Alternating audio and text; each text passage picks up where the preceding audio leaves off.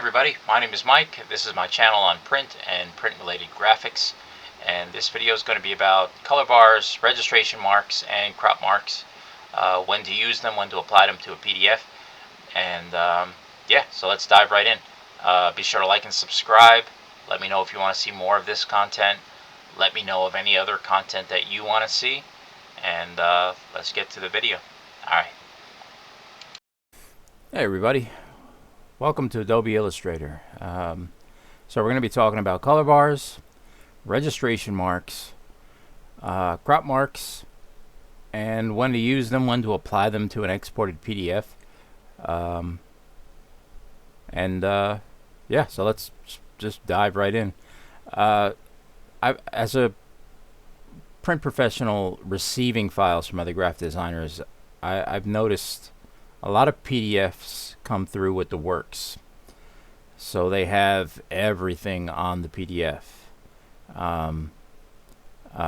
Each individual little file has its own color bar, its registration mark, crop marks that can be useful if you're in a pre-press role. As a designer submitting a file to a print shop, probably wouldn't include any of it, to be 100% honest. Just to bleed. You need to bleed. And we'll get into when all these things are used and how they're used right now. So your color bar is going to consist of your CMYK primary colors that the press is going to be running. It's going to include a set of patches that are at a 50% tint.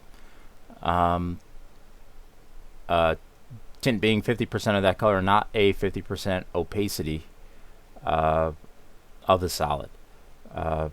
These are all elements that the press operator or press person is going to be using to determine whether his or her press is printing as it should be. It's going to include a set of slur patches. This is for to see if the press is dragging or skidding or skewed in any way. Should the press not be set up correctly and you're getting sheet skew, when you look at these printed patches, you'll see that these lines, either this way or this way, will be blurred together. And it's a telltale sign that the press is not printing, either the nip width on the, blanket to substrate is off. It's too heavy, it's pinched too much, or the sheet is not running along the bearing edge as it should, so it's skewing slightly, which causes all sorts of other issues aside from blurring these patches that transfer to your printed image. We have trapping patches, and this is trapping not in the sense of one object touching another, but how well each color traps to its neighbor. That's why we have 100% magenta, 100% yellow, 100% cyan, 100% magenta, 100 yellow, 100 cyan. You could look at these under a loop. You can also read them with a spectrophotometer, and it'll tell you how well each color is trapping to one another. What can happen is each station on the press, if this is like a conventional litho press, has increasing levels of tack as it goes down the line. So you're increasing adhesion with each, or actually you're decreasing adhesion with each level. So first color down, sticks to the substrate, absolutely. And then your next color is going to be a little bit less than that, because you don't want the color down the line to pull off the color before it. So each color lays on top of each other, so it goes through one imaging unit, plate, blanket to substrate, and then it moves on to the next. If the tack level of the next station is higher than the one before it, when the blanket rolls over that sheet, it's going to pull off the ink before it. And you'll see that in these trapping patches. So you'll have your former color has maybe pulled off some of the color before it, and now this color doesn't quite read as it should. Registration marks, don't need to export that with the file. That's probably going to be part of the pre-press technician's final layout. Once he steps the artwork, these will probably already be there. You probably make a default template if you don't have software that already does this for you. So the registration patch or registration mark, it appears black, but it's really 100% of every color that's being printed on there, including spot colors. If you go to your separation preview and get in on that a little bit more, turn off your overprint. You can start removing colors here. So now we're only showing where cyan is printing on the sheet. Overprint preview, by the way, is a pre-press technician's lifeline for looking at separations. Back in the day, each of these would have to be made into its own film. A thin skin that represents where that color is printing, but I don't think anybody uses those old techniques so much anymore. But we definitely still use them here on pre-flighting a piece of artwork before press. So we have cyan and see on the registration mark at 100%, magenta printing, overprinting that, yellow overprinting that, black, and we even have our spot colors, which you can't see now because the mark's too dark. Turn off the other colors. Turn off cyan. Oh, actually, Illustrator isn't acknowledging spot purple. You know what? Because I haven't used the registration swatch, I've literally set the color to CMYK at 100%.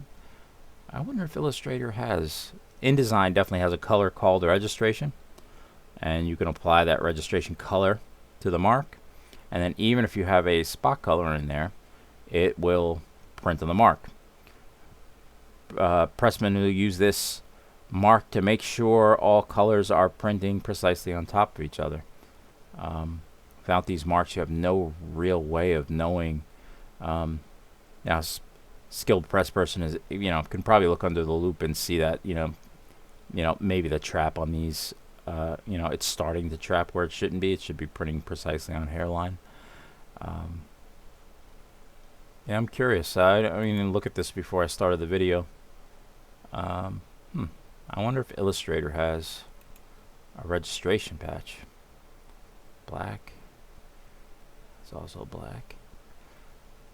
I'll have to look into that and get back to you. InDesign, without a doubt, has a pre-made patch that you can just add to your color swatches that is for registration. Illustrator, I'm not sure. But anyway, your spot color would also print on top of the same same mark to make sure that's in line with everything else. Assuming it's being run in line. This color bar obviously wouldn't be this size. I just made this for a visual reference. This is our spot color here at the end. That should be printing in the mark. That's not. It comes up in the separations, thankfully, in your overprint preview. It shows you that you have a spot color printing there. But without that registration swatch, we don't have it in the registry. We could duplicate this mark, make it the spot color, and set it to overprint. That would be one way to quickly resolve that issue. But having a registration swatch is really clutch for not having to do that. On the flexo presses, sometimes you have 4 or 5 different spot colors.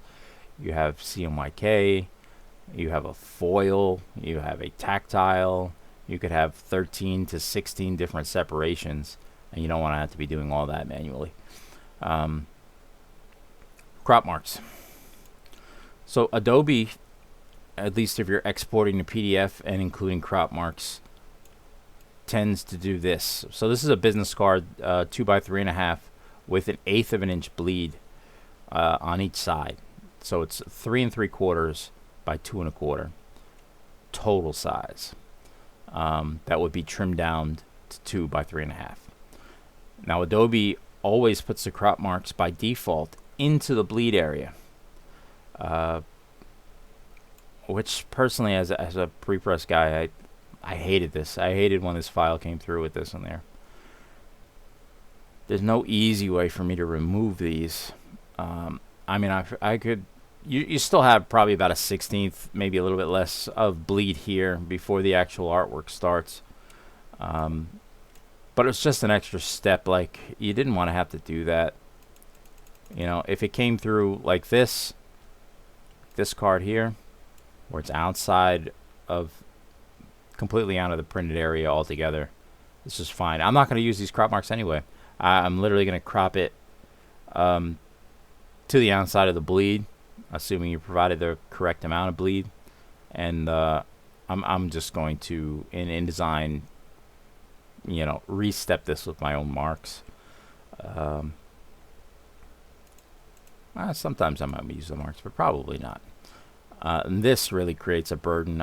You know, the thing is, if the card is ever so slightly miscut, you're printing these, you know, anywhere from 12 to 30 on a sheet,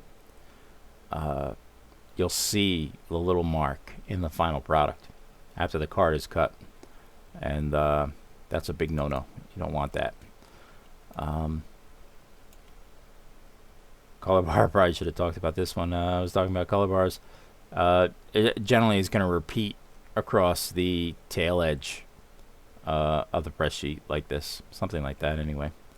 It'll also have neutral gray patches, you know, if you're measuring G7, among other things. And the idea is that if your CMYK colors are printing as they should, your 50% patch reads with a proper dot gain, and your neutral gray patch should appear neutral. Visually looking at it, probably not the best thing because you don't have anything to compare it to. Gray looks gray unless it's next to another gray that looks a little warmer than that gray. Your spectrophotometer will tell you where it lives in the lab color space, and it should be riding around neutral. You know, dot gain on a press. That's why you have these 50% patches. Because if a press was completely uncolor managed, didn't have a curve set, if you called for 50% black, it would probably print maybe 80% on the sheet. So you selected 50% for the patch, it prints the dots, creating that 50% tint spread as they're printed on the press, and that creates, you know, a curve. In fact, if we were to quickly, just one more time. There we go, a curve.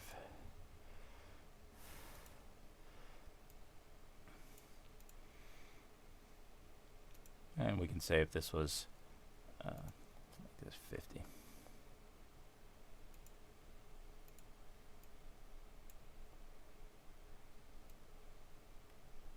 And 50.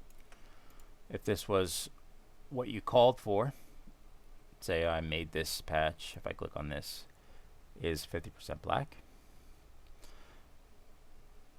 And this line on the graph represents what the press outputted.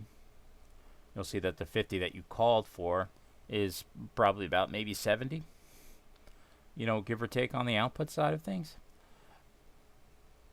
And pre-press technician, when they set the curve, you're going to rope in those dot gains. And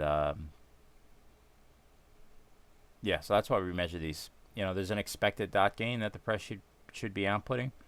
Although, you know, the press people, press operator, they never read these things. It'll come through on like an automated scanner or something like that, but the person operating the press is always looking at their max density to make sure that their max density is what it should be. Reading these would give them a little bit more insight into, you know, why their color is not matching. And they send it back to the prepress department of graphics saying, "Hey, I need a color correction." Well, your dot gains are all out of whack. There's something wrong with the press more so than there is, or the press curve. It could be, maybe a prepress person tinkered with something they shouldn't have. But generally, that's not the case. If they're blanketish, completely shot. They're actually losing dot gain in certain areas.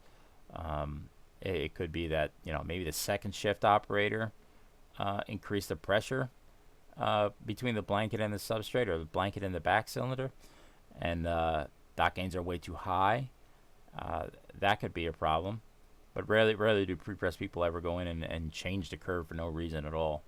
That's probably something with a wearing part in the press that's causing that issue. So generally, I guess the point of the video is when you're exporting or sending a PDF to somebody, you don't need to include any of this stuff. Just a bleed. There's a little radio button that says use document bleed settings. Turn that on. If you don't know what a bleed is, maybe that's another video. Let me know in the comments if you have no idea what a bleed is. I know when I finished school, they didn't talk about any of this stuff. It's really everything learned in the field. I remember feeling like a complete moron at my first print job because nobody ever taught this stuff. So, yeah, comment if there's anything you don't understand. If I'm maybe skipping stuff that, God, I've forgotten about over the last couple decades. Let me know. I can go back and, if I don't make another video about it, I can reply to your comment, explaining that one particular area. But if I get enough people that really maybe don't understand any of this stuff, we can break it down into a little bit more of a 101, kind of course. So anyway, thanks everybody for listening. And let me know in the comments below. Like and subscribe. And let me know what you want to see. All right. Thanks, guys.